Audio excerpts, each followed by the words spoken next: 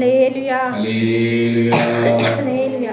మరి ఈరోజు వాక్య ధ్యానాంశమై మార్కు సువార్త 8వ అధ్యాయము, మార్కు సువార్త 8వ అధ్యాయము 10వ వచనం ఒకసారి చదవండి. మార్కు సువార్త 8వ అధ్యాయం 10వ వచనం ఒకసారి చదవండి. ఆయన తన శిష్యులతో కూడా తోమ ఎక్కి దల్మానూత ప్రాంతములకు వచ్చెను. హల్లెలూయా హల్లెలూయా. ప్రభువైన యేసుక్రీస్తు వారికి ఈ భూమి మీద సంచరిస్తున్నప్పుడు విచిత్రమైన అనుభవాలు, అనేక అనుభవాలు ఆయనకు కూడా కలిగాయి, సంభవించాయి. ఒక ప్రాంతానికి వెళ్తే ఆయన, ఏ ప్రాంతం అది?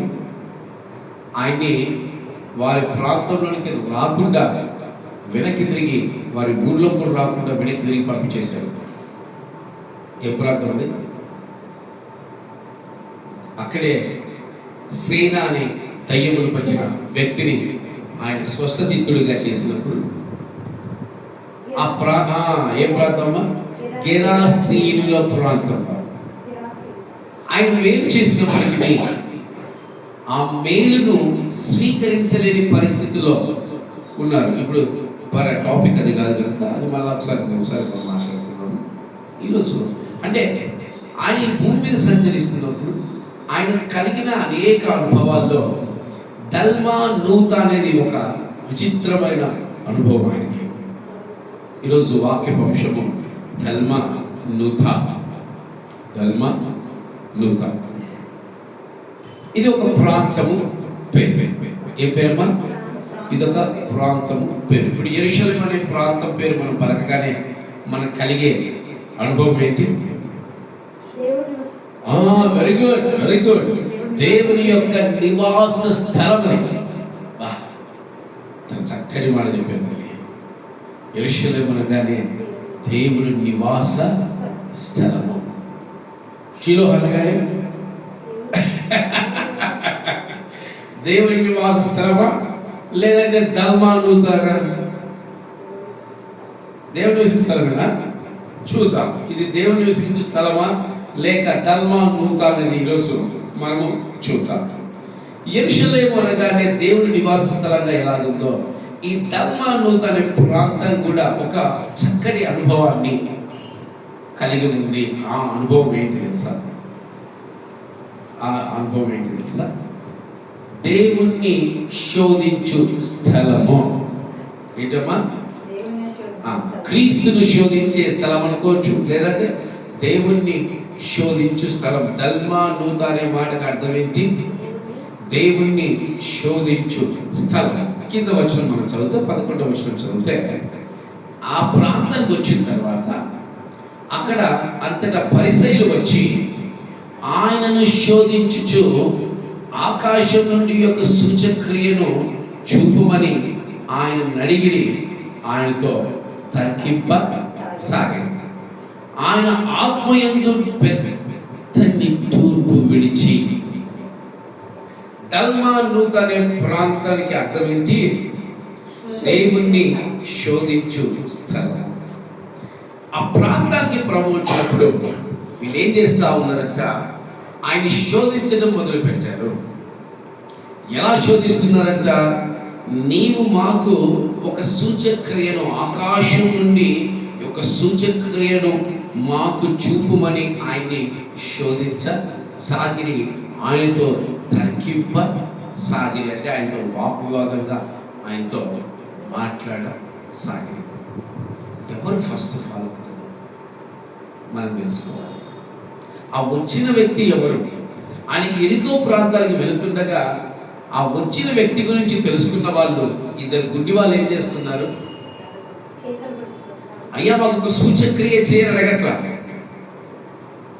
మా జీవితంలో అద్భుత కార్యం చేయని అడగట్లా, మాకు కలిగిన అంధకారాన్ని తొలగించి ముఖార విందాన్ని చూసే ధన్యత మాకు కలిగచేయండి యేసయ్య అని కేకలు పెడుతున్నారు, మొర పెడుతున్నారు. మొర అని భయంకరమైన కానీ వీళ్ళు ఏం చేస్తున్నారు? వచ్చిన వ్యక్తి ఎలాంటి వాడు? సాక్షాత్తు పాప విమోచకుడు, సాక్షాత్తు మన జీవితాల్ని మార్చేవాడు, సాక్షాత్తు తండ్రికి కుమారుడై ఉన్నవాడు, సాక్షాత్తు ఆత్మను నింపుకున్నవాడు, ఆత్మను మనకు అనుగ్రహించేవాడై ఉన్నాడు. ఈరోజు అలాంటి వ్యక్తి మన జీవితాల్లో మనకు కూడా కలిగి ఉన్నప్పుడు, ఈరోజు మనకు కూడా ఇలాంటి అనుభవాలు కలిగి ఉన్నాం. ఈరోజు క్రీస్తు అంటేనే మనం శోధించే వ్యక్తి ఎప్పటికీ కాదు. ఈరోజు చాలా మంది ఎలాంటి అనుభవాన్ని కలిగి ఉన్నారు? క్రీస్తు అంటే ఎలాంటి అనుభవాన్ని కలిగి ఉన్నారంటే, క్రీస్తు అంటే మనము శోధించవచ్చు ఆయనని. కొంతమంది మా జీవితాలు ఎందుకు మార్చో, కొంతమంది మమ్మల్ని ఎందుకు ఆశీర్వదించో, కొంతమంది మమ్మల్ని ఎందుకు దీవించో, కొంతమంది మా బ్రతుకులు ఎందుకు ఉన్నాయి, కొంతమంది నువ్వు ఉన్నా లేనంటే, కొంతమంది నువ్వు మా జీవితాన్ని మార్చావు, కొంతమంది మేము కష్టపడితేనే పైకి వస్తాం. ఇలా ఒక్కొక్క రకంగా క్రీస్తుని శోధించే వారిగానే ఉంటున్నారు. అపవాది శోధిస్తున్నాడుగా, నువ్వు నిజంగా క్రీస్తు కుమారుడు అయితే ఈ బండను రొట్టెగా చేసుకొని నువ్వు దీన్ని శోధించకూడదు. నువ్వు పైనుంచి సముద్రంలో దూకి నువ్వు నిజంగా క్రీస్తు వేదను రక్షించడం శోధించకూడదు. దేవుణ్ణి శోధించడానికి మనమే పాటి వారు. ఈ కాలపు సంఘాలు కూడా, ఈ కాలపు సేవకులు కూడా, ఈ కాలపు విశ్వాసులు కూడా లోకాన్ని విడిచిపెట్టారు. లోకం గురించి మనకు పరిశీలన అనగా ఎవరు తెలుసా? వాళ్ళు ఇంకా ఒక చక్కని మాట చెప్పవచ్చు. ఇంకా ఇంకా పునరుద్ధానము ఉందని నమ్మువారు. పరిశీలన అంటే ఎవరు? పునరుద్ధానము కలదని నమ్మువారు, దేవుని విశ్వసించేవారు, పవిత్రమైన యూదులుగా మనము వారిని చెప్పుకోవచ్చు. ఈరోజు ఏం చేస్తున్నారు మీరు? దేవుని శోధించడం మొదలు పెడుతున్నారు. దల్మానూతు అనగా దేవుని శోధించే స్థలము. ఈరోజు నువ్వు దేవుని అడగాల్సింది, నాకు అద్భుత కార్యాలు చేయి. ఈరోజు నువ్వు దేవుని అడగాల్సింది, నాకు ఒక సూచక్రియ చేయి. అప్పుడే నేను నిన్ను నమ్ముతాను, అప్పుడే నేను నిన్ను విశ్వసిస్తాను, అప్పుడే నేను నిన్ను వెంబడిస్తాను అని కాదు నువ్వు అడగాల్సింది. ఈరోజు దేవుడి ఆ అనుభవాలకు వెళ్ళాలంటే, ఈరోజు నువ్వు క్రీస్తుని నమ్మాలంటే, నీకు సూచక్రియ చేస్తేనే నమ్ముతా, క్రీస్తుని సూచక్రియ చేయకుంటే నేను క్రీస్తుని నమ్మను అని శోధించకూడదు. క్రీస్తును నమ్మాలి అంటే నిన్ను నువ్వు తగ్గించుకొని ఆయన దగ్గరికి వెళ్ళి. ఆ ఇద్దరు గుడ్డి వారు వెళ్ళారు. ఒక పాపాత్మురాలైన స్త్రీ ఏం చేసింది? బోధకుడా, నువ్వు నిజంగా క్రీస్తు అయితే నా కలిగిన పాపాలన్నీ తీసేది. ఏం చేసింది? తగ్గింపు. నీవు తప్ప నాకు లోకంలో యేసయ్యా ఎవరున్నారయ్యా, నీకు తప్ప నాలో ఎవరికి చోటే లేదయ్యా అని ఆ స్త్రీ ఏం చేసింది? ఆయన పాదాల మీద పడి ఆయనకు మొరపెట్టే వ్యక్తిగా ఉంటున్నాడు. ఈరోజు నువ్వు ఎందుకు దేవుణ్ణి శోధిస్తా ఉన్నావు? నా జీవితంలో దేవా నువ్వు ఎప్పుడు చేయలేవు, నా జీవితంలో దేవా నువ్వు ఎప్పుడు జరిగించలేవు, దేవా నా జీవితంలో ఎప్పుడు ఈ కార్యాన్ని నువ్వు సఫలపరచలేవు. అవిశ్వాసం. దాన్ని ఏమంటారు? అవిశ్వాసం అంటారు. ఆయన అంటున్నాడు, నాకు అసాధ్యమైనట్టు ఏదైనా ఉన్నదా? ఆయన అంటాడు, ఉన్నదా? ఉందా? లేదు. మరి ఎందుకు నువ్వు ధర్మానుతుగా నువ్వు ఉంటున్న సంఘం ఉంది? ఎందుకు నువ్వు నివసిస్తున్న కుటుంబం ధర్మానుతుగా ఉంది? నువ్వు నివసిస్తున్న పట్టణం ధర్మానుతుగా ఉంది? నువ్వు ఎందుకు ధర్మానుతు వంటి అనుభవాల్లో ఉంటున్నావు? దేవుని శోధిస్తే దేవుడి అనుభవాలు ఎలా ఉంటాయి తెలుసా? అంటే క్రీస్తుకి ఏం బాధ ఉంది, క్రీస్తుకి ఏం దుఃఖం ఉంది మనం అనుకుంటాం కదా. కానీ నువ్వు క్రీస్తుని శోధించినప్పుడల్లా ఆయన ఎలాంటి అనుభవాలు కలిగి ఉన్నట్టు చూడండి. ఆయన ఆత్మయందు పెద్ద నిట్టూర్పు విడిచి, ఏంటంటే పెద్ద నిట్టూర్పు పడేటమ్మా, గట్టిగా ఏడ్చి మొరపెట్టి, దేవా ఎందుకు నైనా వీళ్ళు ఇలాగా ఉన్నారు? ఈరోజు నీ కుటుంబంలో కలిగే అవిశ్వాసాన్ని బట్టి, నీ కుటుంబంలో కలిగే శోధనను బట్టి పరలోకంలో ఆయన నిట్టూర్పులు విడుస్తూ ఉన్నాడు. పరలోకంలో ఆయన మొర పెడతా, ఆయన ఏడుస్తూ ఉన్నాడు, ఆయన బాధలు వ్యక్తం చేస్తున్నాడు. క్రీస్తుకి ఏ బాధ లేదు, క్రీస్తుకి ఏ దుఃఖం లేదు అని నువ్వు అనుకుంటున్నావు. నీ చింత యావత్తు ఇప్పటికైనా భరించేవాడు, నీ చింత యావత్తు ఇప్పటికైనా సహించేవాడై ఉన్నాడు. నీ కుటుంబం ధర్మానుత, నీ మందిరం ధర్మానుత, నీ వ్యవస్థ ధర్మానుత, నీ జీవితం ధర్మానుత. ఒకసారి నువ్వే జ్ఞాపకము చేసుకో. ధర్మానుతు దేవుని క్రీస్తును దుఃఖపరిచిన స్థలం, ధర్మానుతు క్రీస్తును బాధపరిచిన స్థలం, ధర్మానుతు అవిశ్వాసాన్ని కనపరిచిన స్థలం, ధర్మానుతు దేవుని శోధించే స్థలం. గొప్పగా ఏడుస్తున్నాడు, గొప్పగా బాధపడుతున్నాడు. పడి ఏం చేస్తా ఉన్నాడంట, ఈ తరం వారు ఎందుకు సూచక్రియ అడుగుచున్నారు? ఈ తరమునకు ఏ సూచక్రియయు అనుగ్రహింపబడదని నిశ్చయముగా మీతో చెప్పుచున్నానని చెప్పి వారిని విడిచి మరలా దోణ ఎక్కి అతనికి వెళ్ళిపోయాడంట.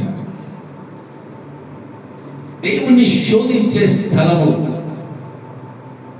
వారి జీవితాల్లో ఏ కార్యము జరిగించబడదట, ఏ సూచక్రియలు జరిగించబడవట. ఈరోజు దేవుడు నీకు ప్రత్యక్షమైతే నువ్వు దేవుని శోధించే వ్యక్తిగా ఉండొద్దు. దేవునికి ప్రత్యక్షమైతే దేవుణ్ణి దుఃఖపరిచే వ్యక్తిగా నువ్వు ఉండొద్దు. ఈరోజు క్రీస్తును అడగాల్సింది, నా పాపమును క్షమించు, నా అపరాధమును క్షమించు, నన్ను పవిత్రుడిగా మార్చు, నన్ను పరిశుద్ధుడిగా మార్చు. నాకు కావలసింది కాదు జరగవలసింది. ఒక సహోదరి ఉంది, నాకు 2 ఆప్షన్లు ఇచ్చింది. ఇదిగో నువ్వు ఈ ఆప్షన్ ప్రార్థించి, ఒకవేళ ఈ ఆప్షన్ ఆయన చేయలేదనుకో 2వ ఆప్షన్ ప్రార్థించు. అంతేగాని నీ ఇష్టం వచ్చిన ప్రార్థన నాకు చేయొద్దు. నాకు భయం వేసింది. నేను ఆమె చెప్పాను, ఈ 2 ఆప్షన్లు నాకు వద్దు, నాకంటే ఒక 3వ ఆప్షన్ ఉంది. దేవా, నీ కుమార్తె జీవితంలో ఏది శ్రేష్టమైందో అది మాత్రమే నువ్వు జరిగించు. ఈరోజు మనం అడుగుతా ఉన్నాం, దేవా నాకు ఇది చేయి, నా జీవితంలో అది చేయి, నా జీవితంలో ఈ కార్యాలు చేయి, నా జీవితంలో ఆ కార్యాలు చేయి, నాకు కారు దయచేయి, నాకు బంగ్లా దయచేయి. నువ్వు అడగక మునిపే నీ అక్కర్ల అవసరాలు తీర్చేవాడు ఆయన ఏంటంటే, why are you asking little things? చిన్న చిన్న వాటికి నువ్వు దేవుణ్ణి అడిగి నీ ఆత్మీయ జీవితాన్ని ఎందుకు తగ్గించుకుంటున్నావు? నువ్వు అడగక మునిపే, నువ్వు ఊహించక మునిపే నీ అక్కర అవసరతలన్నీ తీర్చేవాడు ఆయనే. అందుకే దేవుడు తన ఐశ్వర్యము చొప్పున క్రీస్తు యేసునందు మహిమలో నీ ప్రతి అవసరతను తీర్చును అని పౌలు గారు ఎవరికి తెలియజేశారు? అక్కడ ఫిలిప్పీలకు తెలియజేస్తా ఉన్నాడు. ఫిలిప్పీలకు రాష్ట్ర పత్రికలో మనకు తెలియజేస్తా ఉన్నాడు.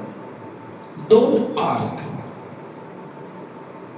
నువ్వు అడగొద్దు, ఏదాని గురించి అడగొద్దు, చిన్న చిన్న వాటికి గురించి అడగొద్దు. నువ్వు అడగాల్సింది, నా జీవితంలో నువ్వు ఏ కార్యం చేస్తావు దేవా, నా జీవితంలో ఎలాంటి అనుభవాలు ఉన్నాయి దేవా, నన్ను ఎలా నువ్వు మార్చుకుంటావు, నన్ను ఎలా నీ కార్యాలకు నువ్వు ముందుకు తీసుకెళ్తావు. మరి దేవుడు అడగాల్సింది ఏంటి?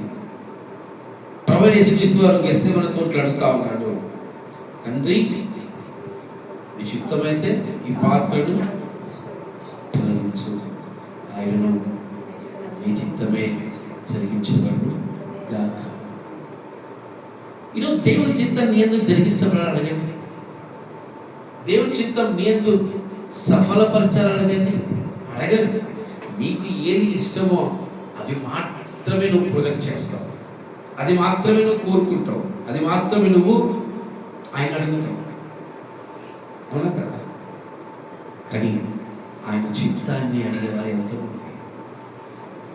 ఆయన రాకడలో వచ్చినప్పుడట అనేకులు ఆయన అడుగుతున్నారట, దావీదు కుమారుడా యేసయ్యా, నీ నామంలో మేము అద్భుతాలు చేశామయ్యా, నీ నామంలో మేము ఆశ్చర్యకార్యాలు చేశామయ్యా, నీ నామంలో మేము చాలా చేశామయ్యా అంటే ఆయన అంటున్నాడు, మీకు ఏమి ఇష్టంలో అవే చేశారు, మీకు ఏమి ఇష్టంలో అవే అడిగారు. ఎవరు నా తండ్రి చిత్తానుసారంగా చేసేవారు కానీ కాదు. చాలామంది వారి మొర, వారి ప్రార్థన ఉన్నప్పుడు ప్రార్థన చేస్తే దేవుడు ఎప్పుడు ఏది ఆపడు. దేవుని యొక్క గొప్ప ప్రేమ. మేము ప్రార్థిస్తే దేవుడు మా ప్రార్థనకి ఎప్పుడే జవాబిస్తూ ఉన్నాడు. ఇంతకంటే దేవుడు మాతో ఉన్నాడు అని నిదర్శనం ఏంటి? దేవుడు వ్యభిచార ప్రార్థన కూడా ఆలకిస్తాడు, దొంగల ప్రార్థన కూడా ఆలకిస్తాడు. మన ప్రార్థన దేవుడు ఆలకిస్తున్నాడు, అంగీకరిస్తున్నాడు, మనం అడిగినవి చేస్తున్నాడంటే అది నిజంగా దేవుడు సంతోషంగా చేస్తూ ఉన్నాడా, దేవుడు దుఃఖంతో చేస్తూ ఉన్నాడని ఆలోచించేవారు ఎంతమంది? ఈరోజు నువ్వు క్రీస్తును వెంబడిస్తున్నావంటే నువ్వు దల్మానుతుగా ఉండద్దు, నువ్వు యెరూషలేముగా మారు. నువ్వు దల్మానుతుగా ఉంటూ ఉన్నావు. నీ సంఘం ఒక ధర్మానుతు, నీ కుటుంబం ఒక ధర్మానుతు, నువ్వు ఒక ధర్మానుతు, నీ వ్యవస్థ ఒక ధర్మానుతు, నీ బంధువులు ఒక ధర్మానుతు, ప్రతి ఒక్కరూ ధర్మానుతులే. ఆలోచించండి, ఈరోజు నీ కుటుంబం ఒక ధర్మానుతుగా ఉందా, యెరూషలేముగా ఉందా? ఈ సంఘం ధర్మానుతుగా ఉందా, యెరూషలేముగా ఉందా? దేవుని శోధించే స్థలముగా మన సంఘం ఎప్పుడు కాకూడదు. దేవుని శోధించే స్థలముగా మన కుటుంబం ఎప్పుడు కాకూడదు. దేవుని శోధించే వ్యక్తిగా నువ్వు ఎప్పుడు జీవించకూడదు. Why you are asking your own things? నీ సొంత కార్యాల గురించి నువ్వు అడగద్దు. ఒకవేళ దేవుడు అడిగాడు అనుకో, ఒక సొలొమోను అడిగాడు, నాయనా నీకు ఏం కావాలి అడిగాడు అనుకో, అప్పుడు మీకు కావాల్సింది అడగండి. ఆయన అడిగితే అడగండి. క్రీస్తు ఆ ఇద్దరు గుడ్డివారు పలకరించినప్పుడు వాళ్ళకి ఏం కావాలో దేవుడు వెంబడే చెయ్యాల. ఆయన అడిగాడు, what you want my dear children, what you want, నీకేం కావాలి? వారు అడిగారు, మాకు చూపును అనుగ్రహించు. అవునా కదా? ఈరోజు దేవుడు నేను అడుగుతే నువ్వు అడుగు, కానీ దేవుడు అడగకుండా ఈరోజు నువ్వు దేని అడుగుతున్నావు తెలుసా? నువ్వు వేగ అడుగుతున్నావు తెలుసా? ఈరోజు నీతో ఉన్నవాడు ఎలాంటి వాడు నీకు తెలుసా? ఆ తండ్రికి కుమారులై ధన్యత మనకు కలిగినందుకు really we are great people. You proudly say, గర్వంగా చెప్పు, He's our Father. He's our Father. He's my Father. Who is He? God is my Father. Nobody can say like this. ఎవరు ఇలా చెప్పలేరు. చాలా మంది మేము భక్తులము, దేవుడమయ్యా మేము భక్తులమయ్యా అని అడుగుతూ ఉంటారు. బట్ మన దేవుడు, మన క్రీస్తు మనకు అనుగ్రహించిన ధన్యత పరలోక తండ్రిని మనకు తండ్రిగా మార్చాడు. పరలోక తండ్రిని మన తండ్రిగా మార్చాడు. ఇవన్నీ మనమే అక్కడ పోయి ఆ పక్కింట్లో దూరేరు, ఆ ఎదురింట్లో ఆ ఎస్వేర్ పక్కడంతా మాదే అని ఈ సృష్టి అంతా ఆయన చేసింది. ఇది దాని ద్వారా నీకు గాయపరచబడ్డం కానీ, దాని ద్వారా నువ్వు ఏదైనా ఇబ్బంది కలగడం కానీ నువ్వు ఉండలేవు. గాలిని గద్దించింది దేవుడు. గాలిని గద్దించి గాలి మేడలు కూర్చిన నీతో శాలెము నీడయే నాకు మేలాయెను. గాలిని గద్దించే శక్తి నీకు ఇచ్చాడు. గాలిని గద్దించే శక్తి నీకు ఇచ్చాడు. తుఫాన్ని అణిచివేసే శక్తి నీకు ఇచ్చాడు. ఇది నీకు సాధ్యమేనా? చదవండి ఆ మాట కావాలంటే. మత్తయి సువార్త 17వ అధ్యాయం తీయండి ఒకసారి. మత్తయి సువార్త 17వ అధ్యాయమే అనుకుంటాను. 17వ అధ్యాయం చేయండి, 21వ వచనం చదవండి.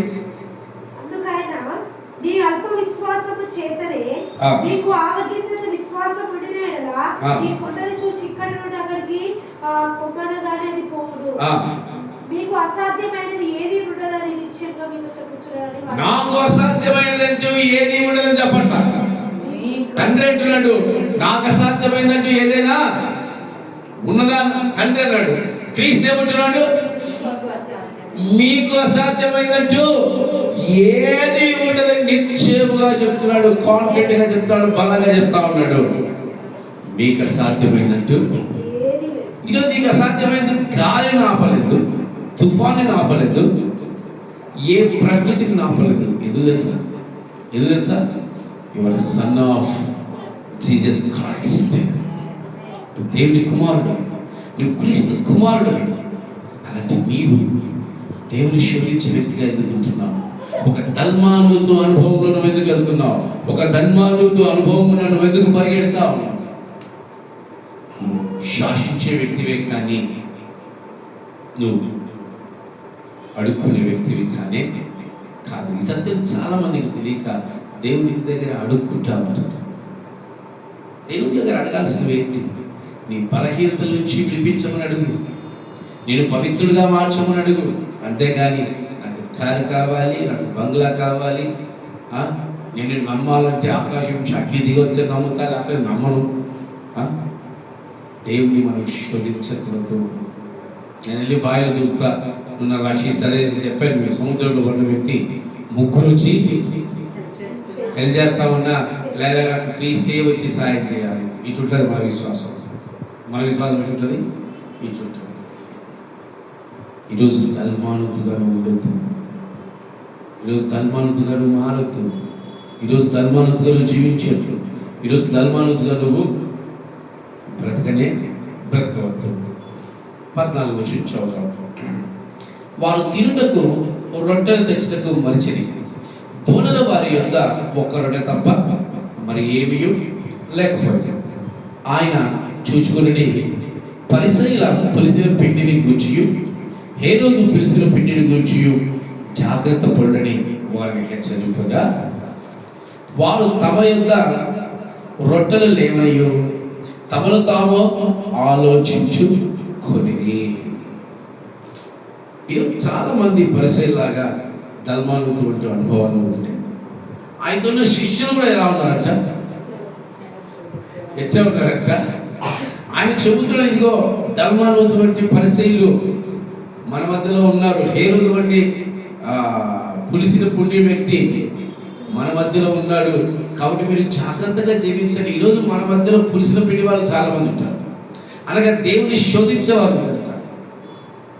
దేవునికి మేము డబ్బులు ఇస్తున్నాం, దేవుడు మాకు డబ్బులు ఇవ్వడా? డబ్బుల కోసమా దేవుని వెంబడించింది? డబ్బుల కోసమా? దేవునికి మేము ఎంతో పెట్టాం, ఆయన మా జీవితంలో ఏమీ చేయండి. నువ్వు అవిశ్వాసివి, నీ జీవితంలో ఎందుకు చేస్తాడు? దేవుడు ఆశీర్వాదం పొందుకోవాలంటే మామూలు మాటలా? చిటికేసినట్టు ఆశీర్వాదాలు వస్తాయా? ఆలోచించండి. ఈరోజు ఇలాంటి వ్యక్తులు మన మధ్యలో ఉన్నారచ్చ. ప్రభు అంటాడు, ఈ పులిసిన పలసైనటువంటి పులిసిన పిండి వారు మన మధ్యలో ఉన్నారు. వీరు అవిశ్వాసులు. వీరు ఏమడుగుతారంట? సూచక్రియలు అడుగుతారంట, క్రీస్తునే శోధిస్తారంట, క్రీస్తుతో తర్కిస్తారంట, క్రీస్తుకే వ్యతిరేకంగా మాట్లాడతారంట. అలాగే హేరోదు వంటి నక్కజిత్తులుడు. ఈరోజు క్రైస్తవుడు ఉండాల్సిన నక్కజిత్తులు కాదు. క్రైస్తవుడు ఉండాల్సిన జ్ఞానం, క్రైస్తవుడు ఉండాల్సిన వివేచన, ఏ పరిస్థితుల్లో ఎలా జీవించాలో క్రైస్తవుడికి ఉండాలి. కానీ ఈ హేరోదు వంటి నక్క వినయాలు, నక్క జీవితము, నక్క బుద్ధులు ఉండకూడదు. అవునంటే అవుననాలని, కాదంటే కాదనాలి. అంతేగాని మనుషుల ఎదుట నక్క బుద్ధులు, తోడేలు బుద్ధులు కలిగి జీవిస్తే వారు తల్మానుతు వాళ్ళని దేవుడు తెలియజేస్తున్నారు. దేవుడు మీ మధ్యలో ఇలాంటి వాళ్ళు ఉన్నారు.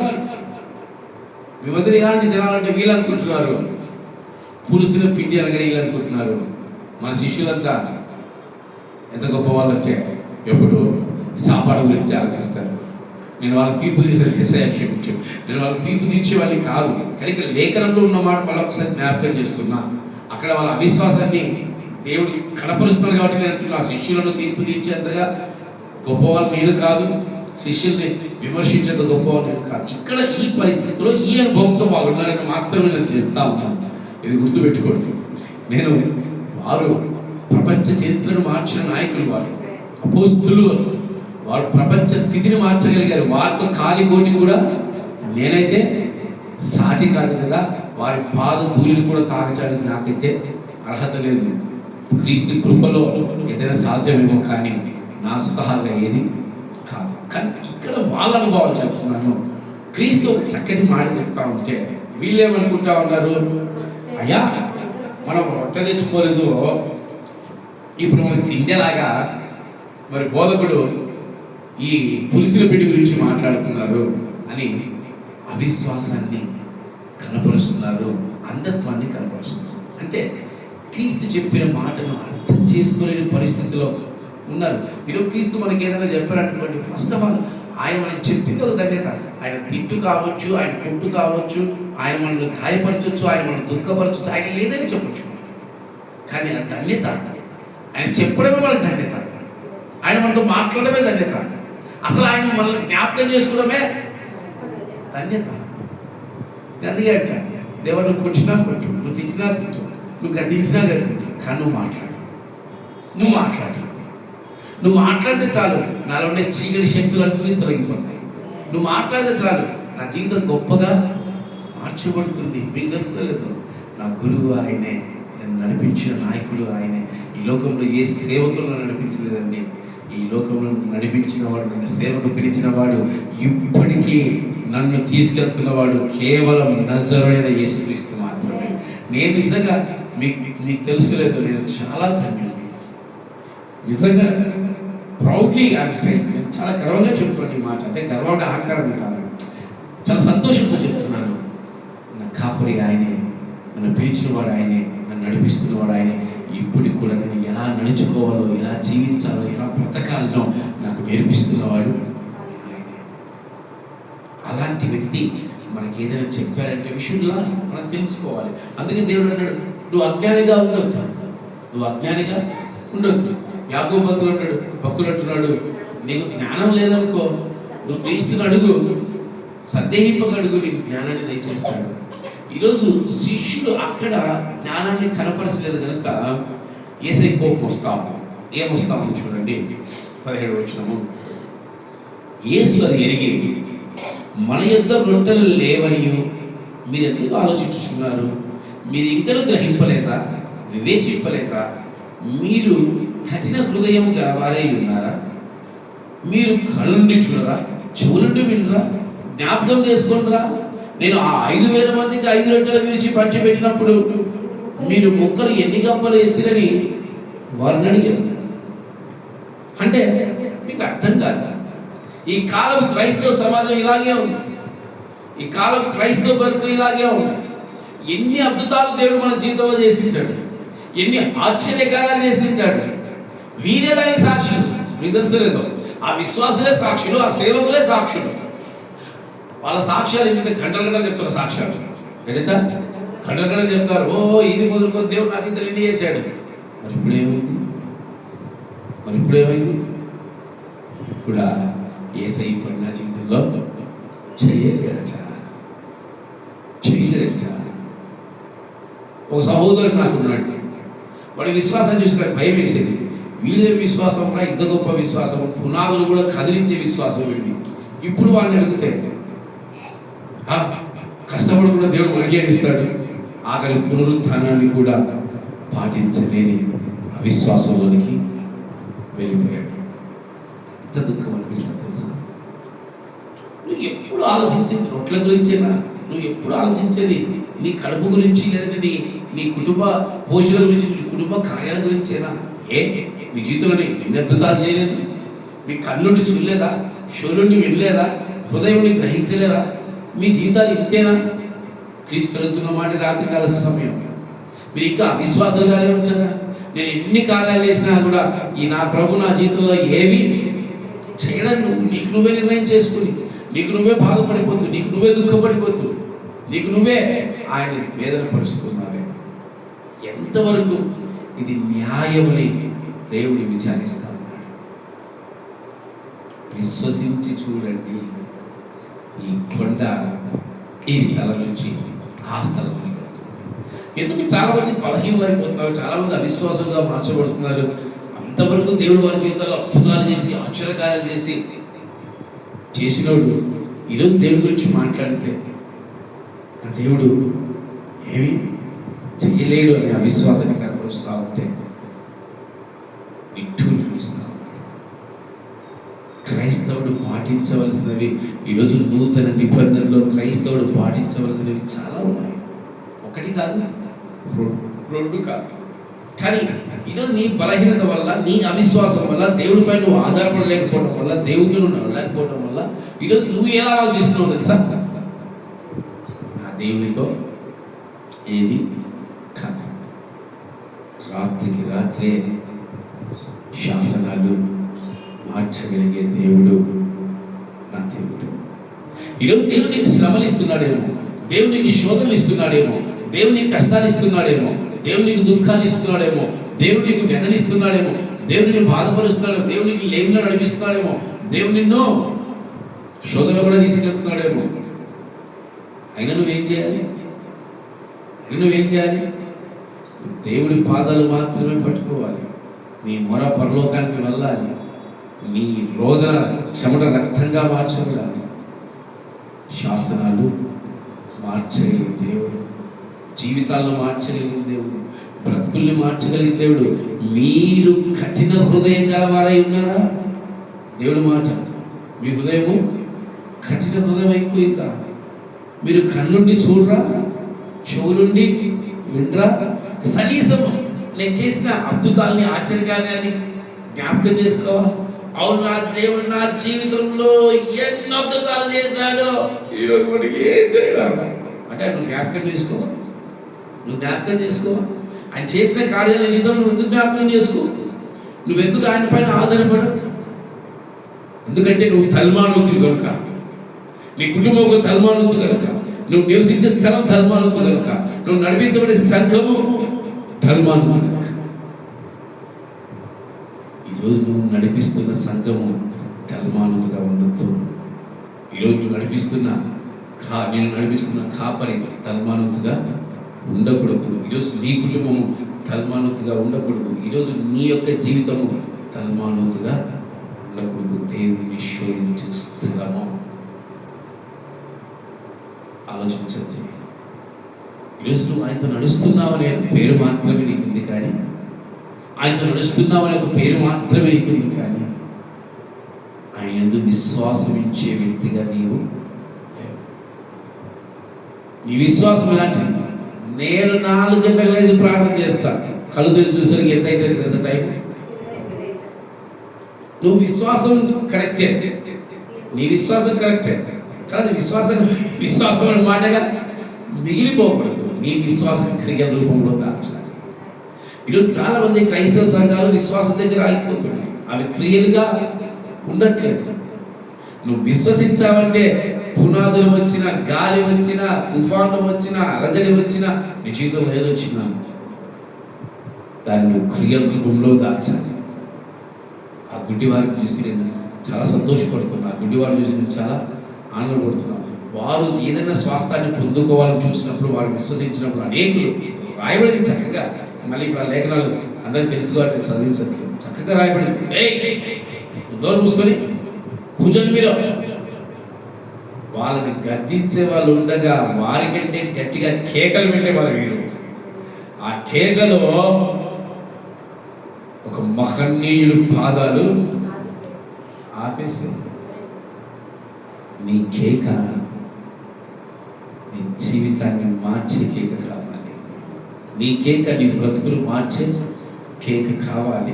అందుకు ఆయన ఏమంటున్నాడు చూడండి, వారు 12 అని ఆయనతో చెప్పారు. ఆ 4000 మందికి 7 రొట్టెలు నేను విరిచి పంచిపెట్టినప్పుడు ముక్కలు ఎన్ని గంపలు ఎత్తినని ఆయన అడగగా వారు 7 అందుకు ఆయన మీరు ఇంకనూ గ్రహింపకున్నారని వారితో అనను. ఈరోజు నీ జీవితంలో దేవుడు ఎన్ని చేస్తున్నాడో ఇంకా గ్రహించని వ్యక్తిగా ఉంటుంది. దేవుడి జీవితంలో ఎన్నో కార్యాలు చేశాడు, ఎన్నో అద్భుతాలు చేశాడు. నువ్వు దేవుడితో నడుస్తున్నావు అని పేరు మటుకే ఉంది, కానీ ఆయనతో నువ్వు జీవిస్తున్నావు, నువ్వు బ్రతుకుతున్నావు అని పేరు లేదు. అందుకే ఆయన మత్తయి సువార్తలో ఎక్కడ వచ్చాడు, మీరు పెదవులతో నన్ను స్తుతించేవారుగానే ఉన్నారు, కానీ వీరి హృదయం నాకు దూరంగా ఉందట. ఈరోజు నువ్వు దేవుణ్ణి పెదవులతో స్తుతించే వ్యక్తిగానే ఉన్నారా? దేవుని మీరు 15వ అధ్యాయము 9వ వచనం చదవండి. 9 మత్తయి. ఈ ప్రజలు తమ పెదవులతో నన్ను గనపరచుదురు గాని వారి హృదయం నాకు దూరముగా ఉన్నది. మనుష్యులు కల్పించిన పద్ధతులు దైవోపదేశములని బోధించుచు వారు నన్ను వ్యర్థముగా ఆరాధించుచున్నారు. ఈరోజు చాలా మంది వాళ్ళే అనుకుంటున్నారు, మేము క్రీస్తుతో ఉన్నాం, మేము ప్రార్థిస్తున్నాం. ఏమా మీరు దేవునితో నడుస్తూ ఉన్నారు, ఎప్పుడు స్తుతులు చెప్పుకుంటా ఉన్నామండి, ఎప్పుడు ప్రార్థిస్తూనే ఉన్నామండి, మేము దేవుని అడిగాం, మా జీవితంలో చేస్తున్నాడు ఆయన. అయినప్పటికీ మా జేబులో ఒక్క రూపాయి కూడా మిగలట్లేదు. మా సంపాదన అంతా చిరిగిపోయిన సంచులు వేసిన అనుభవాలు కానీ ఉంటున్నాయి. ఎందుకట వారు ఆయనతోనే ఉన్నారు, ఆయనతో నడుస్తున్నారు. కానీ వారి హృదయాలు క్రీస్తుకి ఎలా ఉన్నాయట? దూరంగా ఉన్నాయట. వారు వ్యర్థముగా ఆరాధించేవారట. ఈరోజు నువ్వు చేస్తున్న ఆరాధన నీ వ్యర్థమైన ఆరాధన కాకూడదు. అందరూ ఆరాధన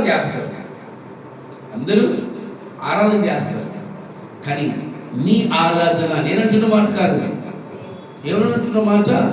ప్రభు అయిన యేసుక్రీస్తు వారు అంటున్నారు, మనుష్యులు కల్పించిన పద్ధతులు దైవోపదేశములని బోధించుచు వారిని వ్యర్థముగా ఆరాధించుచున్నారు. ఈరోజు నీ ఆరాధన మనుషులు కల్పించే పద్ధతుల ఆరాధన కాకూడదు. నువ్వు దేవుణ్ణి ఆరాధిస్తున్నావు అంటే నీ పూర్ణ హృదయంతో, నీ పూర్ణ ఆత్మతో, నీ పూర్ణ బలముతో ఆయన ఆరాధించాలి. ఆత్మతో సత్యముతో ఆయన్ని ఆరాధించాలి. యోహాను సువార్తలో భక్తులైన యోహాను గారు తెలియజేస్తున్నారు, నన్ను ఆరాధించేవారు ఆత్మతోను సత్యంతోను ఆరాధించాలి. ఈరోజు నువ్వు దేవునితో ఉన్నావని పేరు మాత్రమే ఉంది, కానీ నీ పెదవులు దేవుని స్తుతిస్తున్నాయి, కానీ నీ హృదయం దేవునికి దూరంగా ఉంటుంది.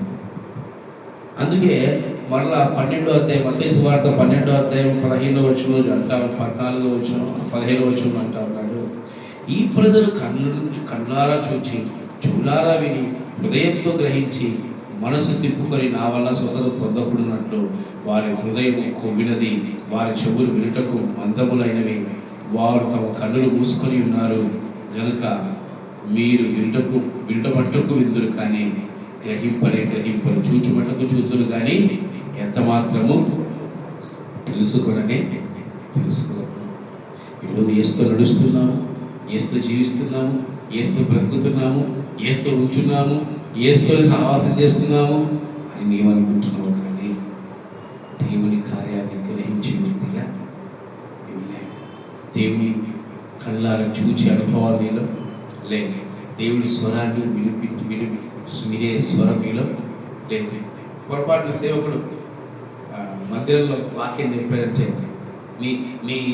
నీ పెదాలు ఎప్పుడు ఏమంటాయి? ఇది మా కొరకే చెబుతున్నాడు, ఈయన మా మీద కక్షతోనే చెబుతున్నాడు. ఆయన స్వరం వినాలంట, మనం మార్చుకోవాలంట, మన జీవితాన్ని అద్భుతంగా సరి చేసుకోవాలంట. దేవుని స్వరము మీరు గమనించండి. ఒక వ్యక్తి దేవునికి విరోధంగా జీవిస్తున్నప్పుడు, ఒక వ్యక్తి దేవునికి విరోధంగా బ్రతుకుతున్నప్పుడు దేవుని స్వరాన్ని విన్నాడు. ఎవరైనా? సౌలా నీ వేలను ఎందుకు హింసించుచున్నావు? నువ్వు ఎవరు ప్రభు అన్నప్పుడు నీ చేత హింసింపబడుతున్న క్రీస్తును ఎమ్మడే తన జీవితాన్ని మార్చుకున్నాడు, ఎమ్మడే తన బ్రతుకులు మార్చుకున్నాడు.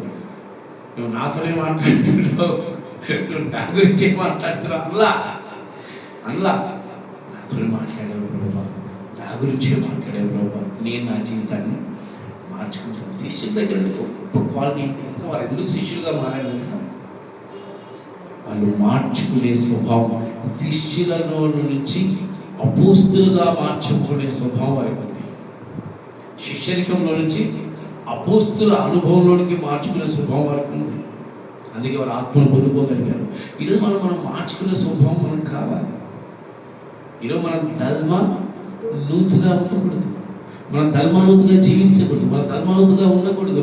అక్కడ పరిసర ఎలాంటి అవిశ్వాసాన్ని, ఎలాంటి శోధించాలి. శిష్యులు కూడా క్రీస్తుని ఏం చేస్తున్నారు? శోధిస్తున్నారు. ఆయనతో ఉంటున్నారు కానీ నమ్మట్లేదు, ఆయనతో జీవిస్తారు కానీ నమ్మట్లేదు. ఆయనతో ఉంటుంటే నాకు ఆఖరి బాధ దేవా, ఈరోజు సేవకుడుగా ఉన్నావా? ఈరోజు విశ్వాసిగానే ఉన్నావా? నీకు ఆకలి బాధ ఎందుకు? శిష్యుల బాధ అదే, ఒక్క రొట్టె మాత్రమే ఉంటుంటారు, ఎట ఒక్క రోజు మాత్రమే ఉంది దేవా, ఇక మాకడ పుల్లు లేదంట, నువ్వేమో పులుసుల పిండి గురించి చెప్తా ఉన్నావు, ఇక రొట్టెల బాధ ఏంటి? ఇలా నువ్వు అంత ఉంటున్నావు, నీకు ఎందుకు బాధ?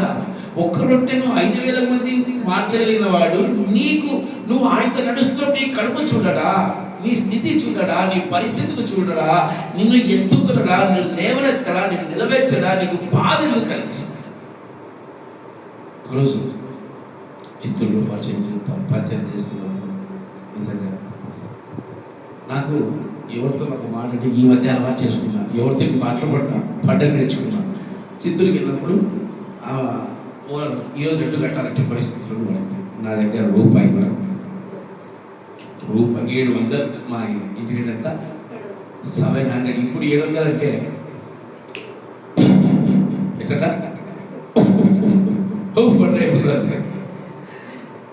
అప్పుడు 700 అంటే నేను సంపాదించేది 70 రూపాయలు, 80 రూపాయలు, 100 రూపాయలు రోజుకి. 700 సంపాదించాలని ఏం చేయాలి?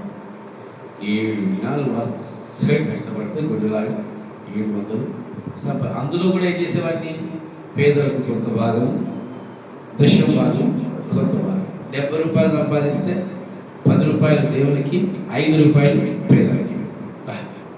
మళ్ళీ విశ్వాసం నాకు. ఇప్పుడు అడిగితే ఇప్పుడు చేస్తున్నాం, రోజు తీయం మా ఇప్పుడు మన బాపట్ల ప్రాంతంలో పరిచయం జరిగింది. ఇద్దరు దేవుని గుప్పెలు విప్పాం, ఖర్చు పెడుతున్నాం, చేస్తున్నాం. అప్పులు చేసి దేవుని కూడా పెట్టాల్సిన పరిస్థితులు కూడా వస్తున్నాయి. ఇప్పుడు కూడా దేవుని పెట్టలేము అనే మాట ఎక్కడ ఉండదు. దేవుని కోసమే ఉన్నాం, దేవుని కోసం బ్రతుకుతాం, దేవుని కోసమే చచ్చిపోతాం. నేనేమంటున్నాను, అడిగింది ఏం చేయాలి? ఒక మంచి డ్రెస్సు, 2 మెటీరియల్స్ అవి తీసుకుని అమ్మలేకి బయలుదేరినాను యోధుడిగా. మన జూబ్లో అద్భుతం రూపాయలు ఇస్తాను ఉండదు. ఇప్పుడు నా పర్సులో డబ్బులు ఉంటాయి. ఆ కాలంలో 10 రూపాయలు, 5 రూపాయలు ఉంటే గ్రేట్ నా దగ్గర. ఆయన కూడా బ్యాగ్ తీసుకున్నా, ఇంకా తగిలించుకున్నా, తిరుపతికి నడుచుకుంటూ వెళ్ళిపోతాడు. అంటే నా విశ్వాసం 70 కిలోమీటర్లు ఉంటుంది.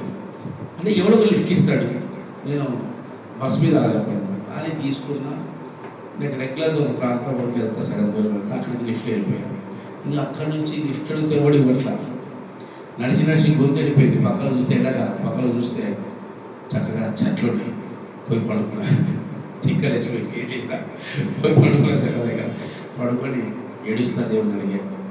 మరి తిరుపతికి వెళ్ళాలి, అమ్మాలన్న దగ్గర డబ్బులు ఏం చేయాలని ఏడ్చుకుంటాం. అడిగి మళ్ళీ లేచిపోతే లిఫ్ట్ అడిగాను, బైక్ పోయి వాడు ఆపలా.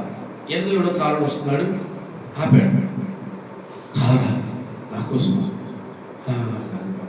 వాడు ఎక్కడికైనా తిరుపతిగా అని నేను రాలేదు నాన్న.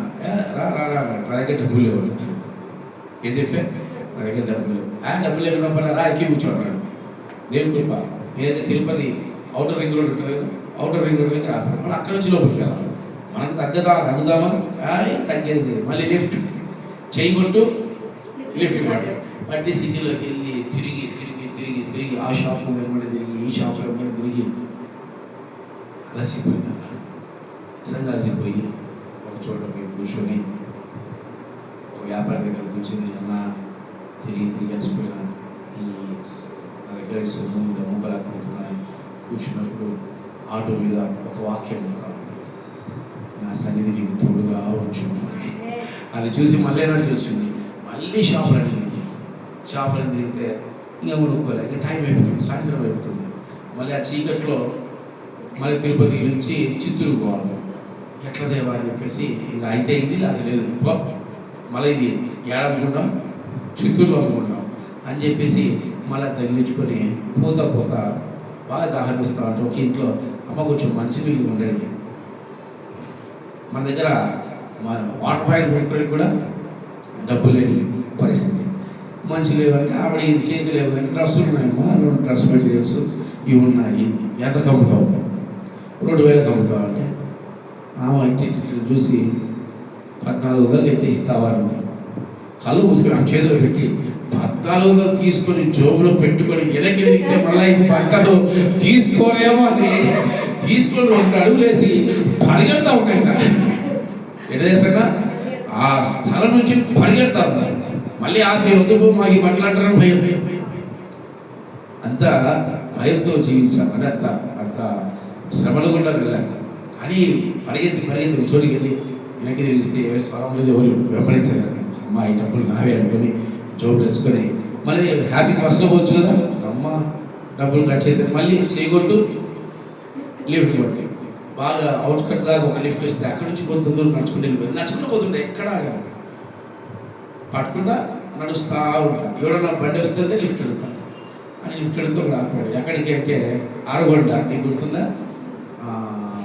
దానియల్కి యాక్సిడెంట్ అయిన స్థలం, ఆ ఊరికి ఒకడు వెళ్తా ఉన్నాడు. ఎక్కడికన్నా అంటే ఆరుగొండ, నేను వస్తాను. నేరుగా ఆరుగొండ అనే స్థలాన్ని తీసుకొచ్చాడు.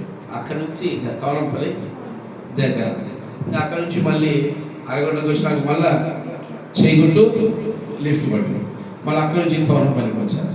తోలంపల్లికి వచ్చి బ్రదర్తో మాట్లాడి బ్రదర్తో ఆనందాన్ని పంచుకొని మళ్ళీ అక్కడి నుంచి మళ్ళీ చేయగుట్టు లిఫ్ట్ పట్టు చిత్తూరుకి వచ్చి అప్పుడు ఆమెకు 700 తిరిగించి మిగతా డబ్బులు ఇంట్లో సరుకులు, ఇంట్లో బియ్యం లేకుంటే బియ్యం తెచ్చుకొని వండుకొని ఆ రోజున ఆనందానికి అవుతుండే. విశ్వాసం అంటే అట్లా అదనుకుంటాం.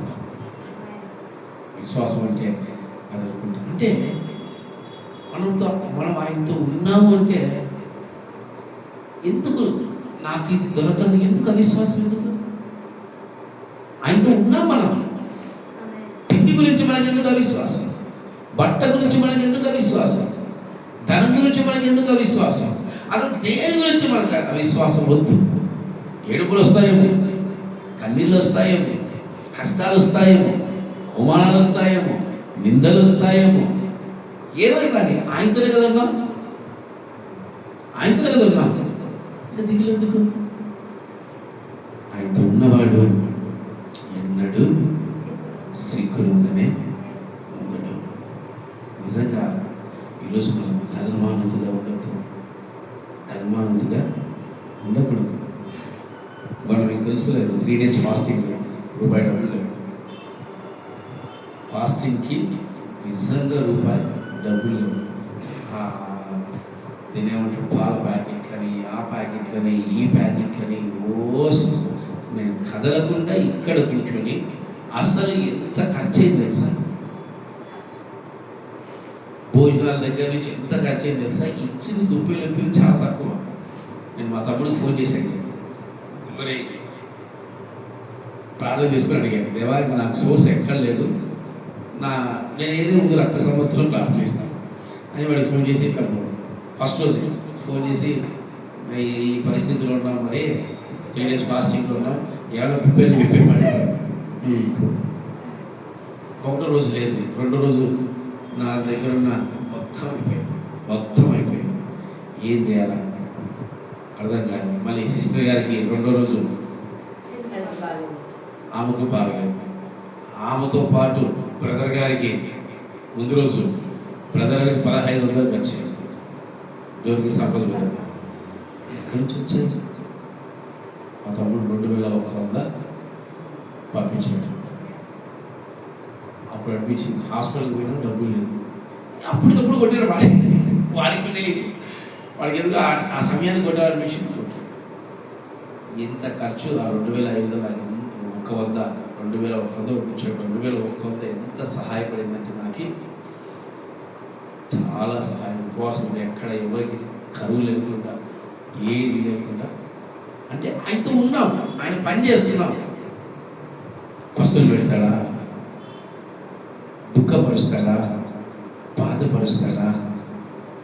అవమానాలు వస్తాయి. ఇప్పటికీ నాకు ఫోన్లు వస్తుంటాయి, కొన్ని అవమానాలు వస్తాయి, దుఃఖాలు వస్తాయి. అయితే నడిస్తే మనకు అవమానం కూడా వెళ్ళొచ్చేమో, దుఃఖాలు కూడా వెళ్ళొచ్చేమో, శ్రమలు కూడా వెళ్ళొచ్చేమో, కానీ వాటన్నిటిని మనం దాటుకొని సువర్ణంగా మార్చబడతాం, సువర్ణంగా వెళ్తాం. At the end of day మనం చూస్తే, ఎన్నికలు చూస్తే అసలు ఆ శ్రమలు, ఇప్పుడు చిత్తూరులో ఏమన్నా శ్రమలు ఇప్పుడు పడాలంటే నిజంగా పడలేనేమో, నేనేమో పడొచ్చేమో కానీ పడలేనేమో. ఎందుకంటే దేవుడు ఒక్కసారి ఒక మంచి మంచి స్థితి ఇచ్చినప్పుడు మరలా వెనక్కి తిప్పండి, తీసుకెళ్ళాలి. నేను నేర్చుకున్న చాలా చక్కటి జీవితం. ఎందుకు మీకు చెప్తున్నానంటే తల్మానుతులాగా మీరు ఉండొద్దండి. మీ కుటుంబం తల్మానుతు కాదు. మీరు ఉంటున్న సంఘం దేవుని శోధించే సంఘం కాకూడదు. నీ కుటుంబం అంతా దేవుని శోధించే కుటుంబం కాకూడదు. నీ ఆత్మీయ జీవితం అంతా దేవుని శోధించే ఆత్మీయ జీవితం కాకూడదు. నీ బ్రతుకంతా, నీ స్థితి అంతా తల్మానుతు కాకూడదు. ఈ రాత్రి కాల సమయంలో దేవుడు అంటున్నాడు, తల్మానుతుగా కొంతమంది అంటే ఆయనతో నడిచేవారు కూడా ఎలా ఉన్నారట, తల్మానుతు అనుభవాన్ని కలిగి ఉన్నారు. ఈరోజు దేవుడు అంటాడు, దయచేసి మీకు కలిగిన తల్మానుతు అనుభవాల నుంచి మీరు బయటకు వచ్చేయండి. ఒక మంచి శ్రేష్టమైన నడిపింపులోకి వెళ్ళండి. క్రీస్తు మనతో ఉన్నాడు. ఏ రోజు మనము దిగులు పడము, అవిశ్వాసాన్ని చవి చూడము. ఏది శ్రమలు వస్తాయి, బాధలు వస్తాయి, దుఃఖాలు వస్తాయి, కష్టాలు వస్తాయి, వేదనలు వస్తాయి, ఎన్నైనా వస్తాయి. నాకు మా ఊళ్ళు ఏదైనా పంపించారంటే మీకు తెలియదు, ఇంటికి వెళ్తే నాకు శోధనే ఉంటుంది. మేము పంపించాము, నువ్వేం సంపాదిస్తున్నావు, ఆ డబ్బులు కూడా నీకు మేము పంపించాము, ఏం సంపాదిస్తున్నావు. నాకు ఇన్ని శోధనలు ఉంటాయి అని తెలుసు. అయినా కూడా ధైర్యంగా ముందుకు వెళ్తానే ఉంటాం. ఎవరు ఎన్నైనా అని ఈ షోతో వదిలేస్తాం. మనం అవిశ్వాసాన్ని కనపరచుకుంటా మనము ముందుకు వెళ్ళాలని దేవుడు తెలియజేస్తాం. మనకు కలిగిన కఠిన హృదయాన్ని పక్కన పెట్టాలి. మనకు కలిగిన కళ్ళను చూడకుండా ఉండేవారిగా మనం ఉండకూడదు. చెవులతో వినేవారిగా ఉండాలి. అలాగే మనం ఆయన కార్యాన్ని జ్ఞాపకం చేసుకునేవారిగా ఉండాలి. ఈరోజు తల్మానుతో అనుభవాన్ని జీవితంలో ఉండకూడదని దేవుడు సెలవిస్తూ ఉన్నాడు. కనుక మనం క్రీస్తులో నడిచేవారిగా ఉండాలి. క్రీస్తులాగా మనం మారేవారిగా ఉండాలి. క్రీస్తులాగా మనం జీవించేవారిగా ఉండాలి. దేవుడు వాక్యాన్ని దీవించి ఆశీర్వదించు గాక. లేచినబడి మీ హృదయాలు మీరు పరిశీలన చేసుకోండి. దేవా, నిజంగా నేను తల్మానుతులాగా ఉన్నానేమో నాయన, తల్మానుతులాగా నేను బ్రతుకుతున్నానేమో దేవా, అవిశ్వాసంతో బ్రతుకుతున్నాను. నాకు కలిగిన అవిశ్వాసం నుంచి నన్ను తొలగించండి, అజ్ఞానం నుంచి తొలగించండి. కేవలం మీ చిత్త నా జీవితంలో నెరవేర్చబడాలి. నిన్ను శోధించే వ్యక్తిగా, నిన్ను దుఃఖపరిచే వ్యక్తిగా, నిన్ను బాధపరిచే వ్యక్తిగా నన్ను ఉంచకండి నాయన. నేను విశ్వాసం నుంచి నీతో నడిచి నీలో ఫలించేదని మాకు దయచేయండి దేవా అడగండి. నా శత్రువుల ఎదుటే నీవు నాకు విందును సిద్ధము చేసావు. నా శత్రువుల ఎదుటే నీవు నాకు విందును సిద్ధము చేసావు. నీతో నేను నీ మందిరములో నివసము చేసిన చిరకాలము. నీతో నేను నీ మందిరములో నివసము చేసిన చిరకాలము. ఆనందమే పరమానందమే ఆశ్రయపురమైన యేసయ్యా నీలో.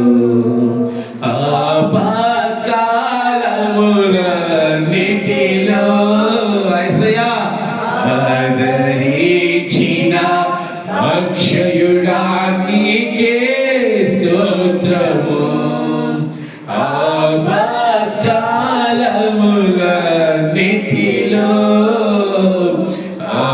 ఆదరించిన అక్షయుడా నీకే స్తోత్రము. ఆనందమే పరమానందమే ఆశ్రయపురమైన యేసయ్యా నీలో. ఆనందమే పరమానందమే ఆశ్రయపురమైన యేసయ్యా నీలో. మహిమ ఘనత మన ప్రభు అయిన యేసుక్రీస్తుకే కలుగును గాక. ఆమేన్. అసలు ప్రార్థన చేయమా.